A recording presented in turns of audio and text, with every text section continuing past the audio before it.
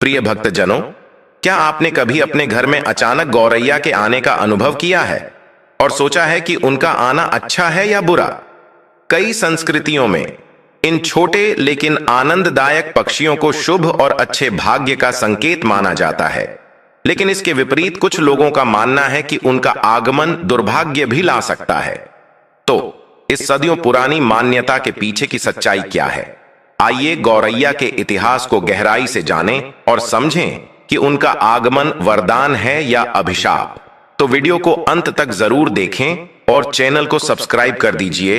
ऐतिहासिक रूप से गौरैया सौभाग्य का प्रतीक रही है और कई संस्कृतियों में इसे अच्छी खबर का अग्रदूत माना जाता है। प्राचीन ईसाई धर्म में यह माना जाता था कि यदि गौरैया किसी घर में प्रवेश करती है तो यह भगवान की कृपा का संकेत है और घर को सौभाग्य का आशीर्वाद मिलेगा। इसी तरह हिंदू पौराणिक कथाओं में देवी काली को गौरैया की सवारी माना जाता है और घर में उनका आगमन शुभ माना जाता है।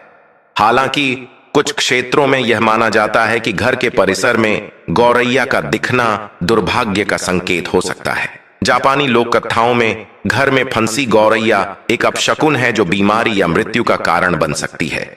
मध्य युग में गौरैया को मानव जाति का दुश्मन माना जाता था और यह फसलों को नष्ट कर देती थी, जिससे फसल खराब हो जाती थी। हालांकि वर्तमान समय में घर में गौरैया के आगमन को सौभाग्य या दुर्भाग्य का संकेत नहीं माना जाता है। वास्तव में कई लोग उन्हें स्वागत योग्य आगंतुकों के रूप में देखते हैं जो घर की शोभा बढ़ाते हैं।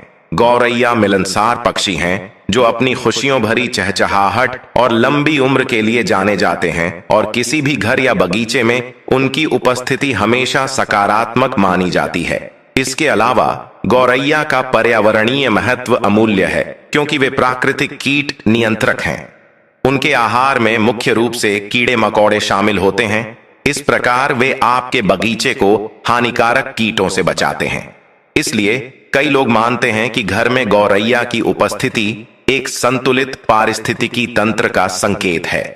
ऐतिहासिक और सांस्कृतिक मान्यताओं पर गौर करने के बाद यह निष्कर्ष निकाला जा सकता है कि घर में गौरैया का आना न तो शुभ है और न ही अशुभ। हालांकि उनकी उपस्थिति घर की सुंदरता और आकर्षण को बढ़ाती है और एक तरह से पर्यावरण के लिए बेहद फायदेमंद होती है। तो अगली बार जब आप गौरैया को अपने घर में आते हुए देखें तो उस पल को संजोएं और उनकी आनंददायक संगति का आनंद लें। धन्यवाद।